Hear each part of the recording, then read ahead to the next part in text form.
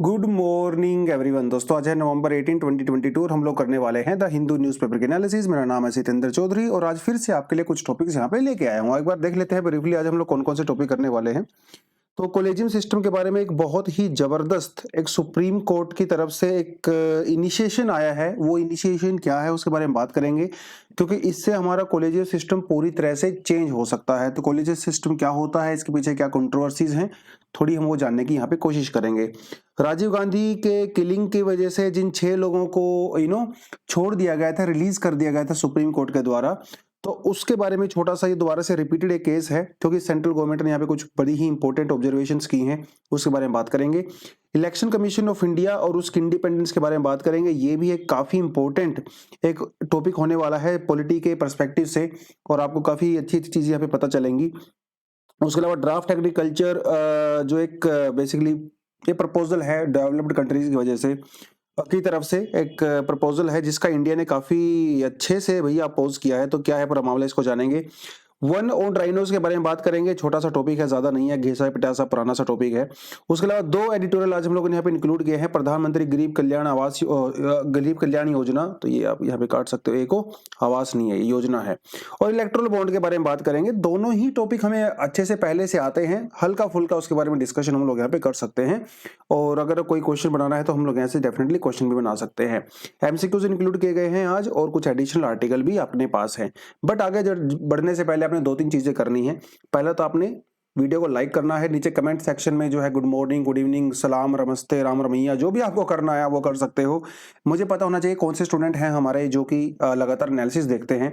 कुछ स्टूडेंट के डाउट आते हैं। डॉक्टर नाज एक हमारी बहुत रेगुलर स्टूडेंट हैं, और इनका एक डाउट आया था कुछ दिन पहले जो कहीं मिसप्लेस हो गया मुझसे। तो डॉक्टर नाज, अगर आप देख रहे हैं इस एनालिसिस को, प्लीज आज फिर से कमेंट सेक्शन में आप अपना जो है क्वेरी भेजिए, उसको हम लोग कल जो है हैंडल कर सकते हैं। उसके अलावा फाउंडेशन कोर्स को लेके बहुत सारे स्टूडेंट्स पूछते हैं हमसे। तो फाइनली फाउंडेशन कोर्स जनवरी में लॉन्च हो रहा है, और इसकी पूरी इन्फॉर्मेशन आपको डिस्क्रिप्शन में लिंक आपको मिल जाएगा, उसके ऊपर क्लिक करके आप पूरी इन्फॉर्मेशन ले सकते हैं। चलिए जी, तो सीधा बढ़ते हैं। आज फ्रंट पेज में क्या है थोड़ा देखें क्या। वैसे फ्रंट पेज में कुछ खास है नहीं, वो जो है तो मैंने वहां पे इसको इंक्लूड कर दिया है, फ्रंट पेज वाली न्यूज को। ठीक है, ये हम लोग अलग से चर्चा करेंगे इसके बारे में दोनों के। चलो छोड़ो इसको, यहाँ से यहीं से कर लेते हैं सीधा। तो ये Supreme Court agrees to list plea for the collegium system review.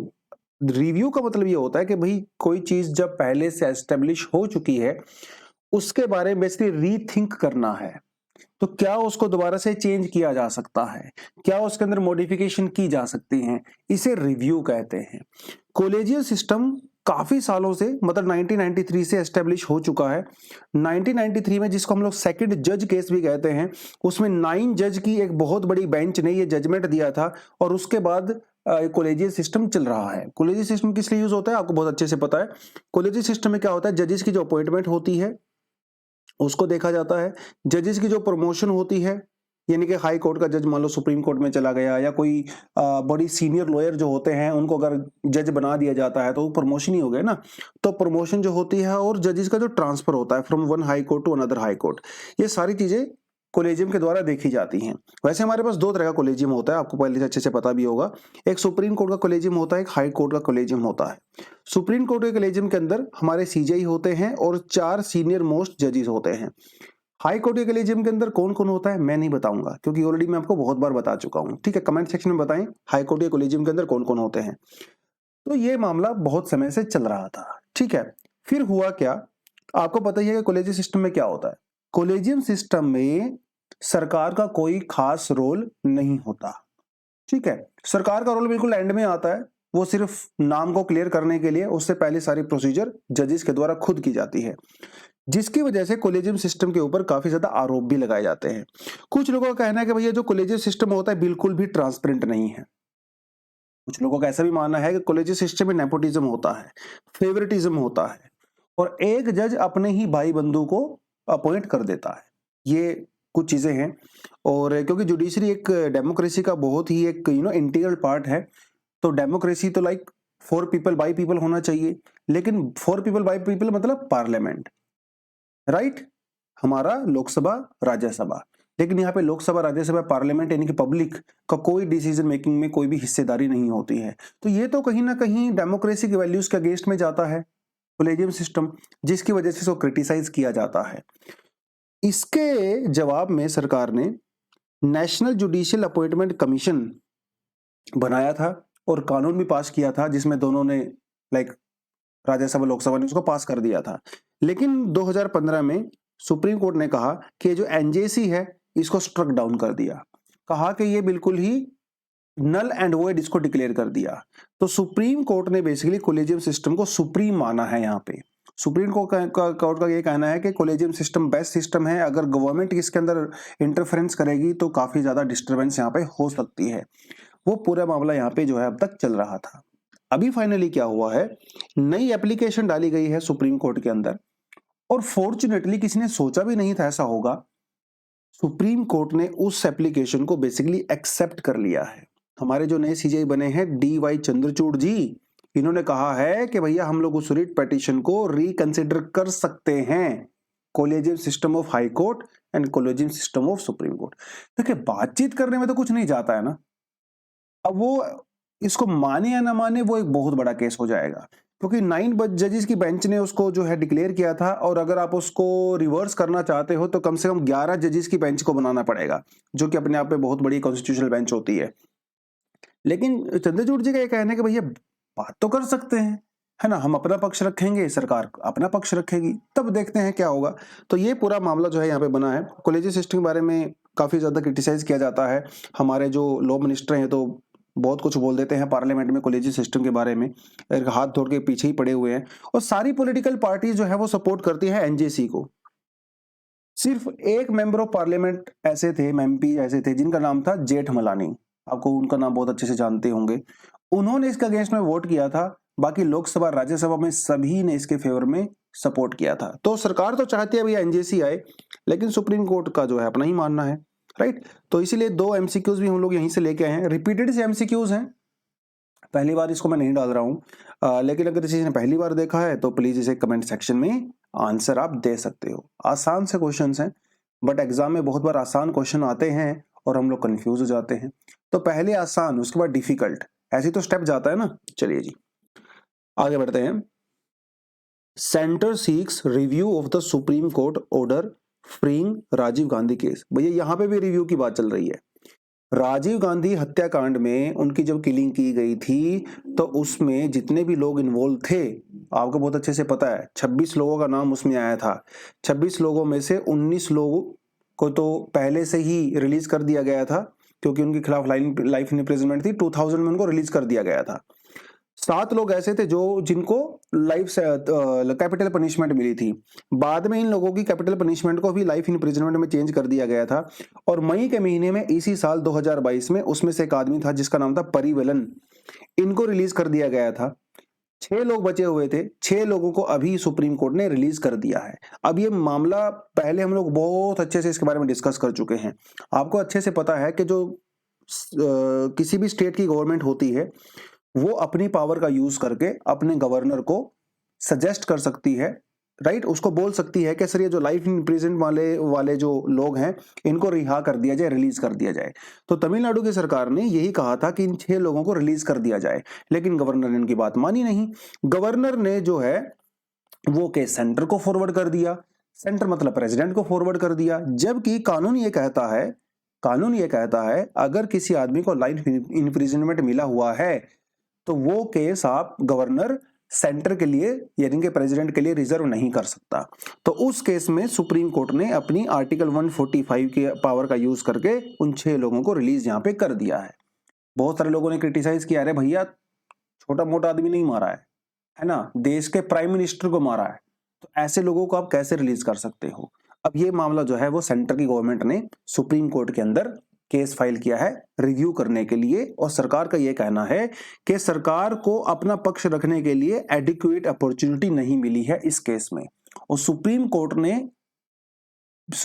ने सारी चीजों को ध्यान में ना रखते हुए उनको रिलीज कर दिया है।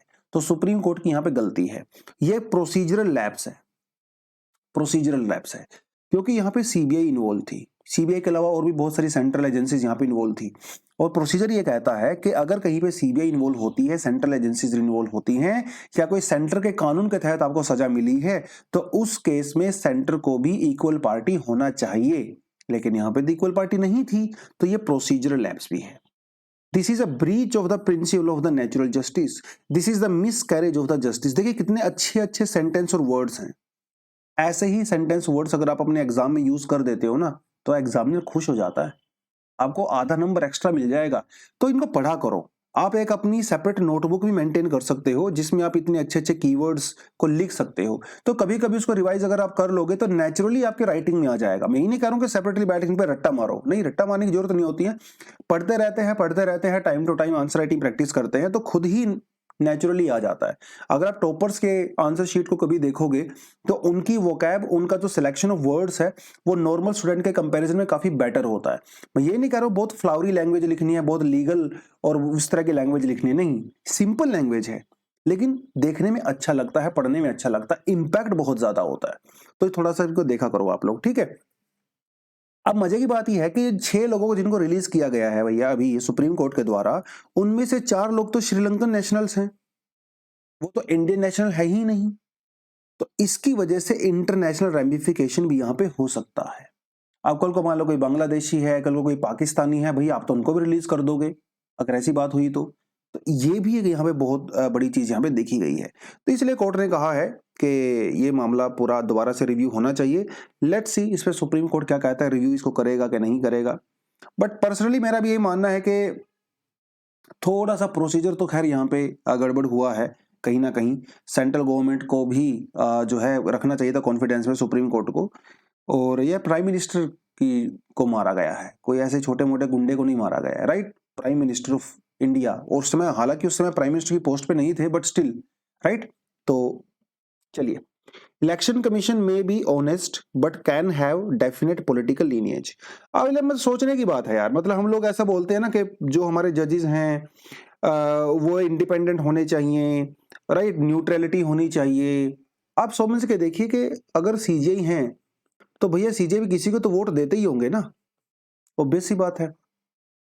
हमारे चीफ इलेक्शन कमिश्नर हैं, अब ये भी तो किसी को तो वोट देते ही होंगे। हमारे प्रेसिडेंट हैं, वो भी किसी ना किसी को तो वोट देते ही होंगे। खैर प्रेसिडेंट तो किसी पॉलिटिकल पार्टी से बिलोंग करते हैं, बट स्टिल, राइट। आप वोट करते हो इसका मतलब किसी ना किसी पॉलिटिकल पार्टी की तरफ आपका टिल्ट होता ही है। हालांकि आपका जो ऑफिस है वो आपसे डिमांड करता है कि आप पूरी तरह से इंडिपेंडेंट होने चाहिए, है ना, न्यूट्रल होने चाहिए, किसी भी पॉलिटिकल पार्टी की तरफ आपका झुकाव नहीं होना चाहिए।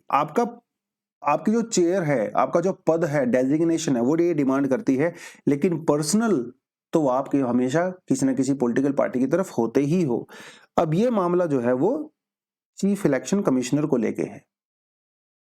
कुछ देखिए, चीफ इलेक्शन कमिश्नर का जो ऑफिस है वो डिमांड करता है, क्या डिमांड करता है? इंडिपेंडेंस, न्यूट्रलिटी डिमांड करता है।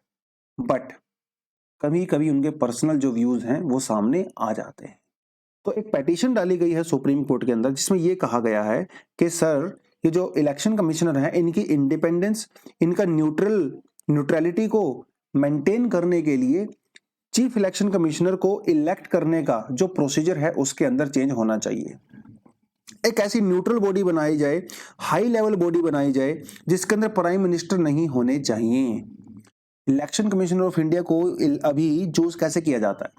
एक कमीशन होता है, ठीक है, कमेटी होती है जिसमें प्राइम मिनिस्टर होते हैं, ऑपोजिशन के लीडर भी होते हैं, वो सब इनको चूज करते हैं। लेकिन ये तो पॉलिटिकल लीडर्स, हालांकि चाहे आप पोजीशन से ही हो, आप है तो पॉलिटिक्स ही ना कम से कम। तो उस पेटिशन में ये कहा गया है कि इनको इलेक्ट करने का प्रोसीजर पूरी तरह से न्यूट्रल होना चाहिए, जैसे कोलेजियम सिस्टम है इनका। तो इन्होंने तो बल्कि ये भी रिकमेंड किया है कि कोलेजियम सिस्टम को ही इनको जो है इलेक्ट किया जाना चाहिए। बट एक अलग बात है, सुप्रीम कोर्ट ने यहाँ पे क्या कहा है? सुप्रीम कोर्ट ने ये कहा कि भैया चाहे इलेक्शन कमिश्नर जितने मर्जी प्रोफिशिएंट हों, जितने मर्जी कॉम्पिटेंट हों, जितने मर्जी ऑनेस्ट हों, बट कभी कभी उनका जो पर्सनल इंटरेस्ट है वो झलक ही जाता है कि नहीं? तो उन्होंने ये कहा कि इलेक्शन कमीशन ऑफ इंडिया को पूरी तरह से फियरलेस होना चाहिए। उन्होंने एग्जांपल दिया है टीएन सेशन हमारी देश में आज तक के टॉप 3 सिविल सर्वेंट्स में आते हैं, जिन्होंने अपने टेन्योर में इतना जबरदस्त काम किया है और अपना इतिहास में नाम लिखवाया है। टीएन सेशन, इनको फादर ऑफ इलेक्टोरल रिफॉर्म्स भी कहा जाता है इंडिया की पॉलिटिक्स में। इंडिया की पॉलिटिकल जो स्ट्रक्चर है, इलेक्शंस होने का जो तरीका है, वो इनसे पहले अलग हुआ करता था और इनके बाद में बिल्कुल चेंज हो गया। आज भी हम लोग इनको एज अ इंस्पिरेशन देखते हैं दुनिया में, बल्कि इंडिया में ही नहीं, दुनिया में कहा जाता है कि अगर इंडिया में आज डेमोक्रेसी इतनी इंटैक्ट है तो टीएन सेशन को उसका बहुत बड़ा क्रेडिट जाता है। टीएन सेशन के बारे में आपको बताता चलूं, 1932 में इनका जो है मद्रास में इनका जन्म हुआ था। उसके बाद इन्होंने एग्जाम क्लियर किया और ये मदुरई में जो है कलेक्टर बने। बाद में हार्वर्ड जाके इन्होंने पब्लिक एडमिनिस्ट्रेशन के अंदर भी डिग्री ली। फिर ये सेक्रेटरी भी बने मिनिस्ट्री ऑफ एनवायरनमेंट के। तो उसके बाद ये चीफ इलेक्शन कमिश्नर बने, अपॉइंट किया गया इनको 1991 और 1991 और 1996, इसके बीच में 5 साल इन्होंने चीफ इलेक्शन कमिश्नर के पद पे रहे।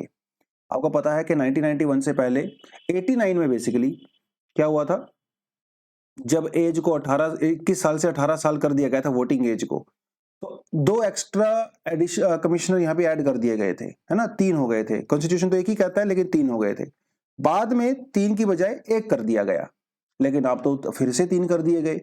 तो उस समय 1991 से 1996 के बीच में ये हुआ करते थे। इन्होंने बहुत सारे रिफॉर्म किए भैया हमारे। आज जो आपको नजर आ रहे हैं ना इलेक्शन कमिश्नर के अंदर, वो सब इन्हीं की देन है।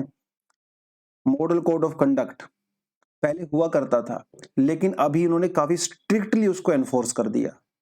ये इनकी मजेदार बात है। लिकर डिस्ट्रीब्यूशन, दारू खुले में बटा करती थी पहले, इन्होंने इसके ऊपर पूरी तरह से बैन कर दिया, प्रोहिबिट कर दिया पूरी तरह से। ठीक है, उन्होंने जो गवर्नमेंट मशीनरी होती है, जैसे गवर्नमेंट हेलीकॉप्टर, कार, ट्रेन, बस वगैरह, उसको जो है इलेक्शन के लिए यूज करने पे पाबंदी लगा दी टीएन सेशन ने। हालांकि सिक्योरिटी के पर्पज से तो कर ही सकते हैं, बट इलेक्शन कैंपेनिंग में आप उसका यूज नहीं कर सकते। कोड ऑफ कंडक्ट तो आपको मैंने बता दिया, इन्होंने बहुत अच्छे से उसको किया था। और इन्होंने ये भी कहा कि जो आदमी कोड ऑफ कंडक्ट को वायलेट करता है तो उसके इलेक्शन को भी कैंसिल किया जा सकता है। और एक्चुअली इन्होंने 2-3 बार ऐसा किया भी था, कोड ऑफ कंडक्ट का वायलेशन हुआ, वो सारी चीजें हुई। उसके अलावा इन्होंने कहा कि भैया keeping the walls free from the political thoughts, जैसे इन्होंने कहा कि कास्ट के नाम पे, धर्म के नाम पे आप वोट नहीं मांग सकते, तो वो भी कोड ऑफ कंडक्ट के अंदर ही आता है। लाउड स्पीकर्स का यूज करना इन्होंने प्रोहिबिट करवा दिया आफ्टर अ सर्टेन टाइम। ठीक है, वो भी इनकी ही देन है भैया। और जो बूथ कैप्चरिंग हुआ करती थी पहले, अगर आपने गैंग्स ऑफ वासेपुर मूवी देखी है, बहुत सारी बॉलीवुड की फिल्मों में बूथ कैप्चरिंग दिखाया गया है। तो जब इनका ये हुआ करते थे इलेक्शन कमिश्नर, तो इन्होंने सीआरपीएफ को लगाया और बहुत सारे अरेंजमेंट इन्होंने किए, जिसकी वजह से जो बूथ कैप्चरिंग के केस हैं आप देख ही सकते हो 1993 में, वो 1991 में 873 से लेके 255 तक आ गए। यूपी में, बिहार में काफी फ्रीक्वेंटली बूथ कैप्चरिंग हुआ करती थी, लोगों से जबरदस्ती वोट डलवाई जाती थी, वो सब हुआ करता था। और ये काफी प्रेस में भी रहते थे, बहुत ज्यादा बयान देते थे मीडिया में आके, जिसकी वजह से लोग अवेयर होते थे अपने अधिकारों को लेके। तो इनके बहुत जाना माना जाता है इनको। हालांकि इनको क्रिटिसाइज भी किया गया था कि अपनी पावर का इन्होंने मिसयूज किया है, बट एनीवेज अगर आप काम करोगे तो क्रिटिसिज्म तो आपको मिलेगा ही हमेशा, है ना। काम नहीं करोगे तो भैया क्रिटिसिज्म भी नहीं मिलेगा, बट स्टिल इनकी एक लेगेसी है। तो सुप्रीम कोर्ट ने यह कहा है कि भैया टीएन सेशन की जो लेगेसी है उसको मेंटेन किया जाना चाहिए, और अपने जो अभी प्रेजेंट के या आने वाले जो चीफ इलेक्शन कमिश्नर होंगे जो भी, उनको भी इंडिपेंडेंस रखनी चाहिए। तो हमारे कॉन्स्टिट्यूशन में क्या कहता है इंडिपेंडेंस के बारे में, कई सारी चीजें लिखी हुई हैं। सिक्योरिटी ऑफ टेन्योर, मतलब सरकार उसको अपनी मर्जी से हटा नहीं सकती है। और चीफ इलेक्शन कमिश्नर जो हमारे होते हैं भाई, इसको आप ऐसे ही रिमूव नहीं कर सकते। जो प्रोसीजर सुप्रीम कोर्ट के जज को रिमूव करने का होता है, उसी प्रोसीजर से आप इनको रिमूव कर सकते हो, मतलब आसानी से इनको रिमूव नहीं किया जा सकता है। स्पेशल मेजोरिटी चाहिए आपको पार्लियामेंट के अंदर, राइट। तो वो कुछ चीजें हैं, सर्विस कंडीशन की चेंज नहीं हो सकती। और अगर दूसरे जो इलेक्शन कमिश्नर हैं उनको रिमूव करने से पहले आपको चीफ इलेक्शन कमिश्नर की रिकमेंडेशन लेनी पड़ती है, ये भी मस्ट होता है। तो काफी इंडिपेंडेंस तो इनको मिली हुई है, लेकिन कई बार सिस्टम है, गड़बड़ हो ही जाती है। ठीक है, चलिए। हमारे यहाँ तो चीफ जस्टिस ऑफ इंडिया के ऊपर भी बहुत आरोप लगते रहे हैं, किसी पॉलिटिकल पार्टी के काफी क्लोज हुआ करते थे, है ना, वो सब चीजें भी है। But anyways chief election commissioner of India या हमारा इलेक्शन कमीशन ऑफ इंडिया बहुत अच्छा काम करता है और आगे भी करता रहेगा, let's hope. At COP27 India opposes draft text on agriculture. तो बेसिकली बात यह है कि डेवलप्ड कंट्री बहाने ढूंढती रहती हैं डेवलपिंग कंट्रीज को बैकफुट पे लेके आने का। अब आपको पता है, मान लो डेवलपिंग कंट्री, मतलब हम लोग इंडिया की बात करें या चाइना की बात करें, ठीक है, तो हमारे यहाँ पे हमारा जो स्टेपल फूड है भैया वो है राइस। ज्यादातर लोग राइस कंज्यूम करते हैं। ट्रॉपिकल कंट्री में हम जहां भी चले जाइए, आप फिलीपीन चले जाइए, वियतनाम, उधर कहीं भी चले जाइए, इंडोनेशिया, मोस्टली लोग राइस कंज्यूम करते हैं। और आपको पता है राइस यानी कि पैडी जो कल्टीवेशन होती है उससे काफी ज्यादा मीथेन रिलीज होता है, समझ रहे हो। तो जो वाटर लोग एरियाज होते हैं उससे राइस, जहाँ पे हम लोग धान की खेती करते हैं, मीथेन रिलीज होता है which is a very important green house gas.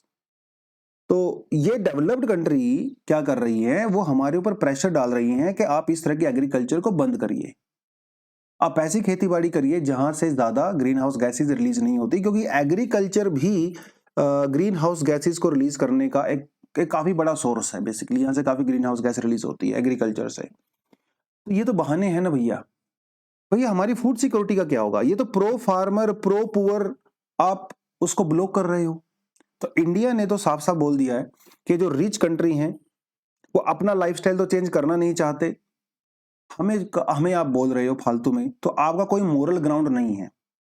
अगर आप ग्रीन हाउस गैसेस की बात करें, पोल्यूशन की बात करें, क्लाइमेट चेंज की बात करें, तो हिस्टोरिकली आपने जो किया है आप उसको इस तरह के प्रोविजन से भुला नहीं सकते।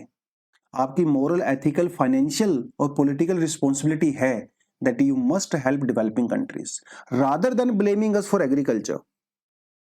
भैया ये तो हम लोग हजारों साल से कर रहे हैं ना यार, इतनी हजारों साल की सिविलाइजेशन है हमारी, लोग पहले भी राइस कंज्यूम करते थे, आज भी कर रहे हैं।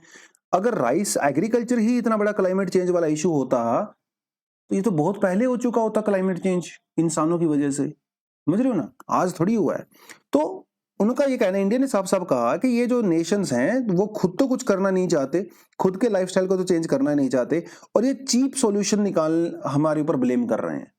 तो ऑफ कोर्स हम लोग उसको सपोर्ट नहीं कर रहे हैं किसी भी तरह से, बट उनका कहना अपना है भाई, ठीक है। इंडिया का तो वैसे भी पता आपको, जो पर कैपिटा जो CO2 एमिशन है वो ऑलरेडी ग्लोबल एवरेज से जो है 1/3 है। हम तो ऑलरेडी ग्रीन हाउस, हम पर कैपिटा में बहुत कम एमिशन कर रहे हैं, आप तो हमसे बोल ही नहीं सकते हो, समझ रहे हो। तो बस ये छोटा सा आर्टिकल था, इसमें कुछ ज्यादा और दमदार चीज मुझे लगी नहीं थी। Rhino horns trafficked with the impunity report. Basically ये जो है साइट्स जिसको हम लोग बोलते हैं convention on international trade and endangered species site, इसको बोला जाता है। और एक हमारे पास आता है WWF, ठीक है।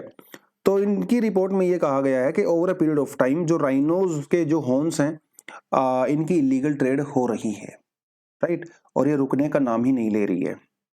South Africa, Mozambique, Malaysia, Hong Kong, Vietnam, China, यहाँ से काफी ज्यादा ट्रेड हो रहे हैं। इंडिया का यहाँ पे ऐसा नाम नहीं आया है। इंडिया में तो राइनोज को काफी ज्यादा प्रोटेक्ट किया जाता है, प्रिजर्व किया जाता है, बट ऑल ओवर ग्लोबली काफी ट्रैफिक इनकी हो रही है।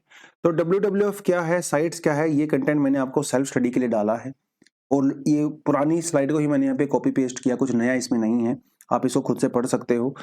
वन ऑन राइनोज के बारे में आपको बताता चलूं कि वन ऑन राइनोज की जो है 5 वैरायटी पाई जाती है पूरी दुनिया में। ब्लैक राइनो क्रिटिकल एंडेंजर्ड है, व्हाइट राइनो नियर थ्रेटेंड है, वन ऑन राइनो वल्नरेबल है जो कि इंडिया में पाया जाता है, जवान राइनोज जो है दिस इज क्रिटिकली एंडेंजर्ड, और Sumatran rhino which is also critically endangered. तो वन ऑन ग्रेड राइनो जो है it is found in India. India में कौन से नेशनल पार्क में पाया जाता है, आप मुझे कमेंट सेक्शन में बताओगे जहां पे सबसे ज्यादा राइनोज की डेंसिटी है। नॉर्थ ईस्ट इंडिया में पड़ता है। आप मुझे उस नेशनल पार्क का नाम बताओगे, स्टेट का नाम नहीं बताना है, नेशनल पार्क का नाम बताना है। तो राइनोस के बारे में हल्का फुल्का आप ये देख सकते हो, ठीक है। चलिए, एक एडिटोरियल है भैया जो कहता है कि भैया political financing could cost democracy dear. Democracy dear मतलब हमारी डेमोक्रेसी के लिए महंगा साबित हो सकता है जो अभी पॉलिटिकल फाइनेंसिंग का सिस्टम है, which is quite opaque. Opaque मतलब ट्रांसपेरेंसी का अपोजिट ओपेक होता है। ट्रांसपेरेंसी मतलब जिसके आप आर पार देख सकते हो, ओपेक मतलब जिसके आर पार आप नहीं देख सकते हो। तो हमारा जो फिलहाल फाइनेंशियल जो सिस्टम है फंडिंग का, वो पूरी तरह से ओपेक है, ट्रांसपेरेंट नहीं है। और भैया डेमोक्रेसी का एक बहुत इंपॉर्टेंट पिलर होता है ट्रांसपेरेंसी। जब हम लोग गुड गवर्नेंस की बात करते हैं तो ट्रांसपेरेंसी और अकाउंटेबिलिटी, ये 2 चीजें इसके कोर में होती हैं। तो इलेक्टोरल फंडिंग में ट्रांसपेरेंसी तो है ही नहीं, और यहीं से निकलती है करप्शन। करप्शन का सबसे बड़ा रीजन यही है इंडिया में कि इलेक्टोरल फंडिंग जो है, इलेक्टोरल फाइनेंसिंग, वो ट्रांसपेरेंट नहीं है। जो बड़े बड़े टाटा, बिरला, अंबानी और छोटे मोटे भी जो लोग होते हैं जिनके पास पैसा होता है, वो पॉलिटिकल पार्टीज को फंडिंग देते हैं, अपने नेताओं को फंडिंग देते हैं, और उनके नेता जब पावर में आ जाते हैं तो उनके ही फेवर में काम करते हैं। पॉलिसीज वैसी बनाई जाती हैं, राइट, कॉन्ट्रैक्ट दे दिए जाते हैं, वो सब चीजें, जिसे क्रोनी कैपिटल भी कहते हैं आप लोग, है ना। क्रोनी कैपिटल में क्या होता है कि नेक्सस होता है between political leaders, between contractors या फिर कैपिटलिस्ट, ठीक है, इसे क्रोनी कैपिटलिज्म कहते हैं। तो कहीं ना कहीं यहाँ से जो है करप्शन निकलता है, तो इसीलिए हमें इसको ध्यान में रखने की जरूरत है। इलेक्टोरल बॉन्ड को इंट्रोड्यूस किया गया था कुछ साल पहले, आपको अच्छे से पता ही है, और इसके बारे में हम लोग पहले बहुत अच्छे से बात कर चुके हैं, दोबारा कर लेंगे, बट एनीवेज इलेक्टोरल फंडिंग के बारे, बॉन्ड के बारे में ये कहा गया कि जब से इलेक्टोरल बॉन्ड को इंट्रोड्यूस किया गया तो 2019-20 का ये डेटा है, जिसमें कहा गया कि 75% जो इलेक्टोरल बॉन्ड के थ्रू फंडिंग हुई है इंडिया में, वो सिर्फ एक ही पॉलिटिकल पार्टी को हुई है, जिसका नाम है बीजेपी, और बाकी 25% जो है बाकी दूसरे, जिसमें से कांग्रेस को ओनली 9%, बाकी बीएसपी, सपा, वो सब है। तो ये आंकड़े क्या दिखाते हैं? वो आंकड़े ये दिखाते हैं कि भैया जो पॉलिटिकल पार्टीज होती हैं वो कॉर्पोरेट्स के कितने क्लोज होती हैं। और इलेक्टोरल बॉन्ड के बारे में अगर आपको बताता चलो, ये पुराना कंटेंट है। इलेक्टोरल बॉन्ड ये कहता है कि कोई भी इंसान अगर किसी पॉलिटिकल पार्टी को इलेक्टोरल बॉन्ड के थ्रू अगर फंडिंग करता है तो उसकी आइडेंटिटी को पूरी तरह से गुप्त रखा जाएगा। गुप्त रखा जाना क्या? उसकी आइडेंटिटी होती नहीं है। हाँ, बैंक के पास आइडेंटिटी होती है, लेकिन बैंक किसी को बताता नहीं है। बैंक किसको बताता है? ओनली जो पॉलिटिकल पार्टी पावर में होती है। ये भी बड़ी मजेदार चीज है, ये है बहुत ही मजेदार चीज। कैसे? अब जैसे मान लो आप हो, ठीक है, आप हो और आपको 1 करोड़ रुपए आपके पास पड़े हुए हैं, आप सोचते हो कि आपको किसी पॉलिटिकल पार्टी को देना है, तो आप एसबीआई की बैंक की ब्रांच में जाओगे और उससे जो है ये इलेक्टोरल बॉन्ड को परचेज करोगे। उस इलेक्टोरल बॉन्ड आप 1 करोड़ रुपए का डिमांड ड्राफ्ट बनाओगे, बैंक में जमा करवाओगे, बैंक आपको वो इलेक्टोरल बॉन्ड दे देता है 1 करोड़ रुपए का, और उसके बॉन्ड के ऊपर आपका नाम नहीं होता है, आपका एड्रेस भी नहीं होता है, कुछ भी नहीं होता है। It is just kind of blank, anonymous होता है। अब आप उस बॉन्ड को लेके पॉलिटिकल पार्टी के ऑफिस में जाते हो और वहां पर जाके नेताजी हैं उनके साथ चाय पानी पीते हो, समोसा खाते हो, और उनको जाके इलेक्टोरल बॉन्ड दे देते हो, और नेताजी जो है आपको अश्योरेंस देते हैं कि कोई बात नहीं, मुझे पावर में आने दीजिए और आपकी मैं ऐश करवा दूंगा, कॉन्ट्रैक्ट आपको मिलेंगे जो भी है। और ये बॉन्ड जाके पॉलिटिकल पार्टी के जो कुछ लोग हैं वो बैंक में चले जाते हैं और उसको जाके कैश करवा लेते हैं। पैसा आ गया, आइडेंटिटी जब्त हो गई। आइडेंटिटी किसके पास है? ओनली एसबीआई के पास है। बट अगर पॉलिटिकल पार्टी वो जो पावर में होती है, अगर वो चाहे तो एसबीआई से उसकी डिटेल मांग सकती है। समझ रहे हो कि कांग्रेस को किसने फंडिंग की, बीएसपी को किसने फंडिंग की, एसपी को किसने फंडिंग की, ये जान सकती है बीजेपी की सरकार जो इस समय पावर में है, या फिर पहले जैसे कांग्रेस, फ्यूचर में अगर कांग्रेस पार्टी आती है तो मतलब बेसिकली जो पार्टी पावर में होती है, किसी पॉलिटिकल पार्टी का सच कोई बात नहीं है। इट्स अ थिंग जो कि यहाँ पे इंक्लूड की गई है। तो भैया ट्रांसपेरेंसी तो इसके अंदर कतई है ही नहीं, ये आपको अच्छे से पता है, जिसकी वजह से इसको काफी ज्यादा क्रिटिसाइज भी किया जाता है। ये आर्टिकल भी यही कर रहा है जो हम लोग पहले कर चुके हैं। तो it's a critical analysis of the electoral funding और द इलेक्टोरल बॉन्ड। क्या कहता है? ट्रांसपेरेंसी नहीं है, ओपेसिटी होती है। इसमें इलेक्शन कमीशन ऑफ इंडिया का रेलेवेंस खत्म हो गया है। इलेक्शन कमीशन ऑफ इंडिया की जॉब होती है लेवल प्लेइंग फील्ड बनाना। लेवल प्लेइंग फील्ड समझते हो ना, मतलब सबके लिए बराबर। जैसे यूपीएससी का एग्जाम है, ये एक लेवल प्लेइंग फील्ड है, सभी के लिए क्राइटेरिया सेम रखा गया है, ठीक है, लेवल प्लेइंग फील्ड। तो इलेक्शन कमीशन ऑफ इंडिया का रोल यहाँ पे खत्म हो गया ना, क्योंकि इलेक्टोरल बॉन्ड की वजह से एक पार्टी को है करोड़ों की फंडिंग मिलती है और दूसरी पार्टी को फंडिंग मिलती ही नहीं है। तो जिसको करोड़ों की फंडिंग मिली है वो बेटर तरीके से कैंपेनिंग कर सकती है, अपने इलेक्शन को वो जीत भी जाती है। तो it's not a level playing field, ठीक है। तो electoral election commission of India की पावर यहाँ पे खत्म हो जाती है। इंफॉर्मेशन सिमेट्री, असिमेट्री होती है, asymmetry between ruling and the opposition party, आपको मैंने बता ही दिया। रूलिंग पार्टी के पास पावर होती है, अपोजिशन पार्टी के पास बिल्कुल भी पावर नहीं होती है पता लगाने की किसने पैसा यहाँ पे दिया है। तो ट्रांजैक्शन डिटेल रूलिंग पार्टी तो ऑफ कोर्स पता कर ही सकते, मैंने अभी तो बार बार वही सेम चीज रिपीट हो रही है बेसिकली।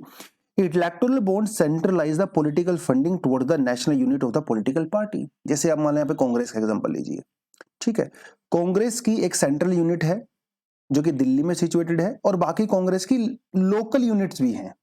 ऐसे बीजेपी ऐसी हर पॉलिटिकल पार्टी की लगभग लगभग होती हैं। अब ये देखा गया है कि इलेक्टोरल बॉन्ड जब से इंट्रोड्यूस हुए हैं 90% जो फंडिंग आती है वो सेंट्रल यूनिट्स यानी कि दिल्ली में से सेंटर्ड है, दिल्ली में। इसका मतलब तो ये हुआ कि उस पॉलिटिकल पार्टी की जो नेशनल यूनिट है, ठीक है, उसके जो लीडर्स हैं, उसके जो ऑफिस बियरर्स हैं, उनके पास ज्यादा पावर होती है। लोकल लीडर के पास बिल्कुल पावर खत्म हो जाती है क्योंकि उनको फंडिंग मिलती ही नहीं है। तो ये भी कहीं ना कहीं इंटर पार्टी जो डेमोक्रेसी है उसको वीक करता है ना, और पार्टी अंदर ही अंदर वीक हो जाती है। वो सारी चीजें हैं। बाकी स्टेट और लोकल यूनिट का मैंने आपको बता ही दिया, लेवरेज वहां पे सेंट्रल यूनिट को हो जाती है। तो ये कुछ कुछ इलेक्टोरल बोर्ड को लेके इन्होंने यहाँ पे बताया है। हालांकि इन्होंने कई सारी चीजें और भी एक्सप्लेन की हैं इसके अंदर। मतलब जैसे इन्होंने इंदिरा गांधी का एग्जाम्पल दिया कि इंदिरा गांधी के टाइम पे भी कुछ कुछ ऐसी चीजें की गई थी जिसमें सेंटर के पास पावर को कॉन्सेंट्रेट कर दिया गया था। बट वो इतना ज्यादा डिटेल में मैं गया नहीं फालतू में। हम लोग सिर्फ अपने कॉन्सेप्चुअल क्लैरिटी ही यहाँ पे चाहिए। बाकी आपको ये पढ़ना है तो आप एक दो पॉइंट आपको एक्स्ट्रा मिल जाएंगे, आप उसको पढ़ भी सकते हो। अदरवाइज जितना मैंने आपको कराया है उतना आपके लिए सफिशिएंट है, और ये सारा रिपीटेड है, पहली बार इसको हम लोग नहीं कर रहे हैं। उसके अलावा एक और छोटा सा अपने पास एडिटोरियल आता है, छोटा ही बोलूंगा मैं क्योंकि बहुत रेलेवेंट मुझे लगा नहीं, थोड़ा पॉलिटिकल हो गया वो आर्टिकल हल्का सा, बट स्टिल हल्का फुल्का को बता देता हूँ जितना हमें करने की जरूरत है। तो यह प्रधानमंत्री गरीब कल्याण अन्न योजना की हम लोग बात यहाँ पे कर रहे हैं। ठीक है, प्रधानमंत्री गरीब कल्याण योजना क्यों चलाई गई थी आप सबको अच्छे से पता है कि जब 2020 में कोविड आया था भैया, सारी इकॉनमी बंद हो गई थी, लोगों के पास काम धंधा था नहीं, स्पेशली गरीबों के लिए। तो सरकार ने ये योजना चलाई थी जिसमें कुछ सीरियल्स, कुछ जो है अनाज दिया जाता है गरीब आदमी को, ठीक है, फ्री ऑफ कॉस्ट दिया जाता है। और टाइम टू टाइम सरकार इसको जो है एक्सटेंड कर रही है। बीच में 2-3 महीने के लिए रोक दिया था, लेकिन इसको दोबारा से एक्सटेंड कर दिया गया। तो अभी दोबारा से इसको अभी सितंबर के महीने में 3 महीने के लिए, यानी कि सितंबर, अक्टूबर, नवंबर, तो नवंबर तक इसको एक्सटेंड कर दिया गया है। तो नवंबर के बाद ये शायद स्कीम खत्म हो जाएगी। बट सोचने की बात यह है कि भैया अभी तो पेंडेमिक नहीं है। चलो पेंडेमिक में आपने इसको केयर किया था, कोई दिक्कत नहीं है, लेकिन नॉन पेंडेमिक टाइम में आप इसको क्यों एक्सटेंड कर रहे हो? इसके पीछे कहीं ना कहीं पॉलिटिकल रीजंस भी आपको नजर आते हैं। देखिए 80 करोड़ लोग ऐसे हैं इंडिया में जिनको इसका बेनिफिट दिया जाता है। ठीक है, सरकार का क्या इसके कुछ लॉजिक है? सरकार का यह कहना है कि अक्टूबर और दिसंबर के महीना, जो अक्टूबर नवंबर दिसंबर का महीना होता है, ये हमारे देश में फेस्टिवल सीजन होता है। फेस्टिवल सीजन में जो वल्नरेबल सेक्शन है सोसाइटी का, जो सबसे पुअरेस्ट सेक्शन है, उसको हेल्प की रिक्वायरमेंट होती है, इसलिए हम लोगों ने इसको एक्सटेंड किया। चलिए मान लिया आपकी बात हमने, बट पिछले साल दिसंबर और अप्रैल के महीने में इस स्कीम को डिसकंटिन्यू कर दिया गया था। भैया तब भी तो फेस्टिवल सीजन था और तब तो पेंडेमिक था, तब आपने क्यों बंद कर दिया? और अभी तो पेंडेमिक है भी नहीं, अभी आपने इसको क्यों कंटिन्यू रखा है? ये बहुत बड़ा सवाल है। तो कहीं ना कहीं इसके पीछे पॉलिटिक्स चीजें नजर आती हैं। जैसे हालांकि आपको ये कुछ करने की रिक्वायरमेंट नहीं है, जैसे हिमाचल प्रदेश, गुजरात में भी इलेक्शन है, ऐसा माना जाता है कि शायद ये एक रीजन हो सकता है, राइट। ऐसा माना जाता है कि जब यूपी में इलेक्शन थे 2022 में, तो प्रधानमंत्री गरीब कल्याण अन्न योजना ने काफी कंट्रीब्यूशन यहाँ पे किया और लोगों ने वोट किया।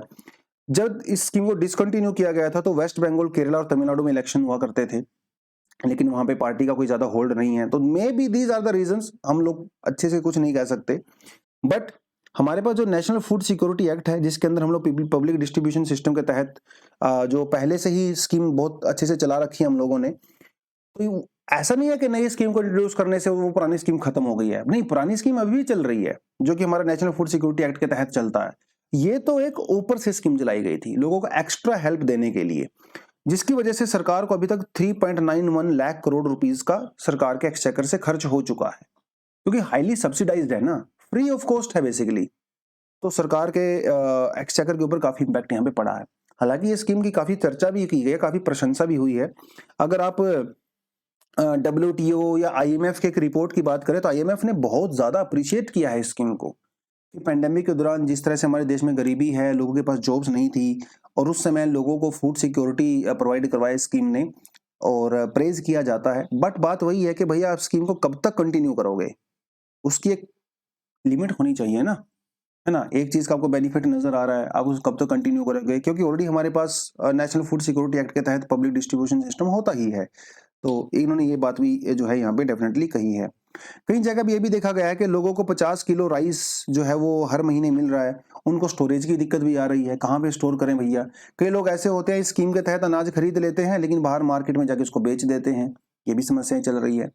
किसी किसी स्टेट में जैसे तमिलनाडु के अंदर तो ये स्कीम पिछले 10 साल से चल रही है, जहाँ पे राइस आपको फ्री दिया जाता है।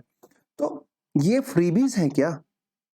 हम लोग आजकल फ्रीबीज पे इतनी चर्चाएं कर रहे हैं, तो कहीं ना कहीं ये भी फ्रीबीज ही हैं। जैसे इस आर्टिकल में कहा गया, इन्होंने ये कहा कि देखिए आप स्कीम चलाते हो विच इज गुड, होनी भी चाहिए, देश का जो सबसे पुअरेस्ट सेक्शन है उसको सपोर्ट होना चाहिए, लेकिन कब तक? कब तक? आप क्या उसको हमेशा ही गरीब रखना चाहते हो? और कई बार ऐसा भी देखा गया है कि एक मोरल इश्यूज में यहाँ पे हो जाते हैं, जब लोगों को फ्री अनाज मिलने लगता है, सब चीजें फ्री में मिलने लगती हैं, तो कहीं ना कहीं वो काम में मन भी नहीं लगता है, काम करना लोग छोड़ देते हैं, उसको पता है कि अरे खाना तो फ्री ही मिल जाता है, क्या दिक्कत है, राइट? तो कहीं ना कहीं वो भी एक चीज है। बट इसमें सारे ही आर्गुमेंट हैं, प्लस वाले भी हैं, माइनस वाले भी हैं, अब आपको देखना है। बट एक टाइम के बाद तो डेफिनेटली स्कीम को रिव्यू किया जाना चाहिए। मुझे लगता है डेफिनेटली सरकार इसको रिव्यू अभी करने वाली है। इस एक्सटेंशन के बाद अभी फर्दर एक्सटेंशन इसको नहीं मिलेगा। तो ये छोटी छोटी चीजें हैं, बाकी we have some additional article also 2-3, अगर आपको करना चाहो तो इसको कर सकते हो। बाकी आज के लिए इतना ही है। आई होप आपका एनालिसिस ठीक ठाक लगा होगा, लगा है तो लाइक कर दिया करो, चैनल को सब्सक्राइब भी करना है सभी बच्चों ने। और फाउंडेशन कोर्स के लिए लिंक आपको डिस्क्रिप्शन में मिल जाएगा, उस पर क्लिक करके सारी इंफॉर्मेशन ले सकते हो। तो दोस्तों आज के लिए इतना ही है। Thank you very much, all the best, जय हिंद।